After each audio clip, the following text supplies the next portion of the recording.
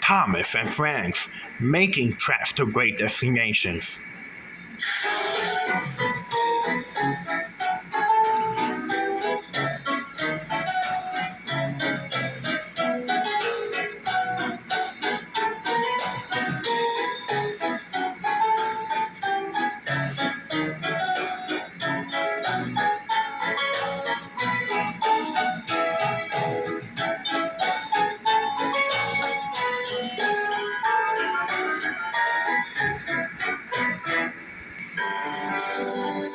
The island of Fodio was surrounded by a beautiful blue sea. It has fields of green and sandy little beaches. There are rivers, streams, and lots of trees for the birds sing. There are windmills and a coal mine, and that's where visitors to the island arrive. The island also lots and lots of zip lines and railway lines. Who's that puffing down the track? It's Thomas. Hello, Thomas. Hello, everybody. Welcome to the island of Sodor.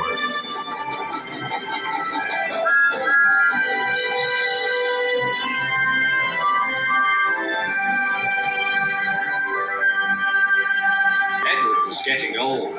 His bearings were worn, and he clanked as he puffed along.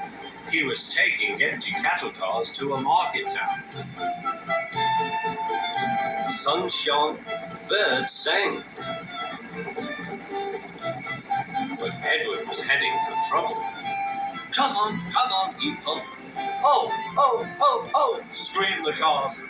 Edward puffed and clanked. The cars rattled and screamed.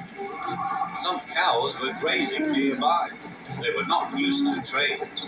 The noise and smoke disturbed them. As Edward clanked by, they broke through the fence and ran across the line. A coupling was broken, and some cars were left behind.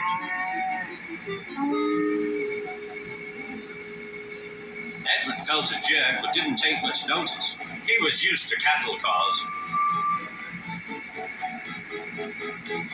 Bother those cars, he thought. Why can't they come quietly? He was at the next station before either he or his driver realized what had happened. When Gordon and Henry heard about the accident, they laughed and boasted. Fancy allowing cows to break his train. They wouldn't dare do that to us. We'd show them. Old Toby was cross. You couldn't help it, Edward. They've never met cows. I have, and I know the trouble they are.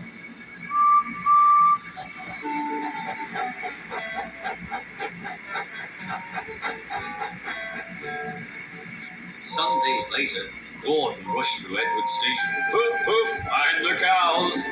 Hurry, puffed Gordon. Don't make such a fuss, grumbled his coaches. A long stretch of line lay ahead. In the distance was a bridge. It seemed to Gordon that there was something on the bridge. His driver thought so too. Whoa, Gordon, he said and shut off steam. Oh, said Gordon, it's only a cow. Joe! He moved slowly onto the bridge, but the cow wouldn't chew. She had lost her calf and felt lonely. Moo, she said sadly. Everyone tried to send her away, but she wouldn't go. Henry arrived.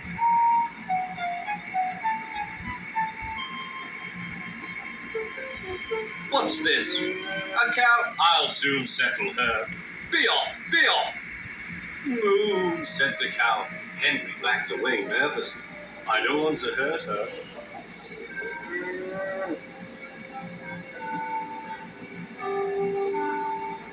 At the next station, Henry's conductor told them about the cow and warned the signalman that the line was blocked.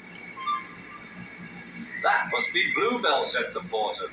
Their calf is here, looking for her mother. Percy will take her along.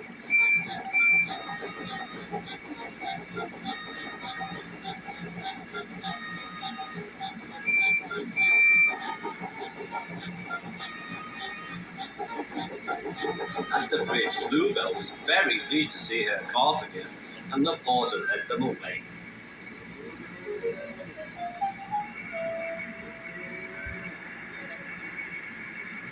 Not a word. Keep it dark, whispered Gordon and Henry to each other.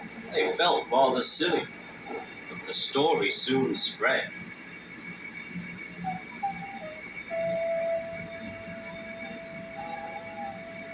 Well, well, well, chuckled Edward. 2 big engines afraid of a cow? Afraid? Rubbish, said Gordon. We didn't want the poor thing to hurt herself by running up against us. We stopped so as not to excite her.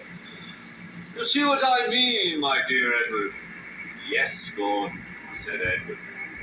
Gordon felt somehow that Edward saw only too well.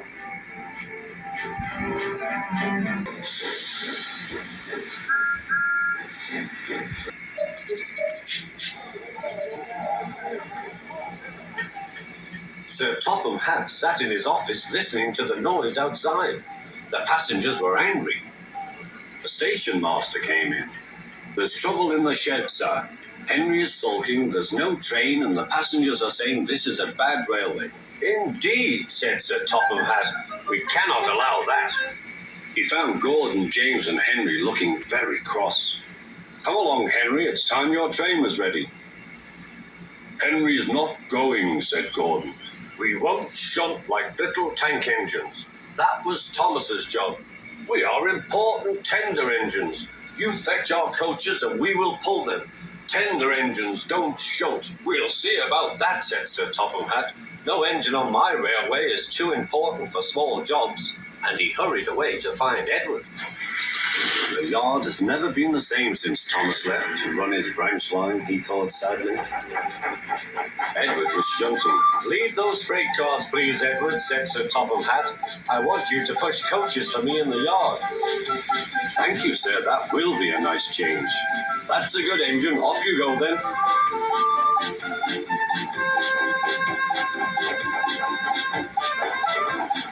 So Edward found coaches for the 3 engines, and that day the trains ran as usual.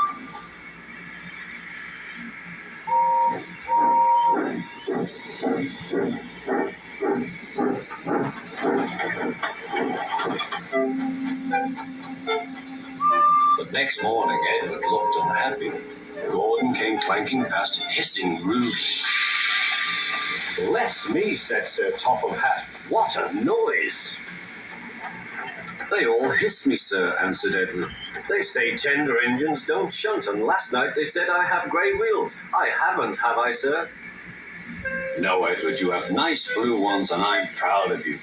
Tender engines do shunt, but all the same, we do need another tank engine here. He went to a workshop, and they showed him all sorts of engines.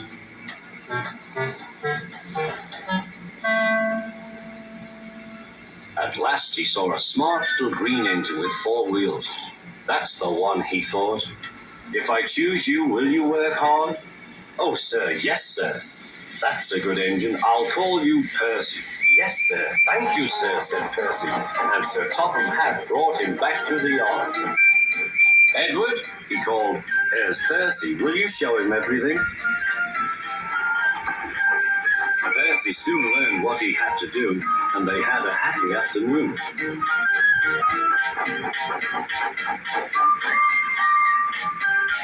Then Henry came by, hissing as usual. Chee! Went Percy. Henry jumped and ran back to the shed. How beautifully you wheezed him, laughed Edward. I can't wheeze like that. Oh, said Percy, that's nothing. You should hear them in the workshop. You have to wheeze loudly to make yourself heard. Next morning, Thomas arrived. Sir Topham Hatt sent for me. I expect he wants help, he said to Edward. Shh, shh. Here he comes, replied Edward. Well done, Thomas. You've been quick. Listen, Henry, Gordon, and James are sulking. They say they won't shunt like little tank engines. So I have shut them up, and I want you both to run the line for a while. Little tank engines, indeed, snorted Thomas. We'll show them. And Percy will help too.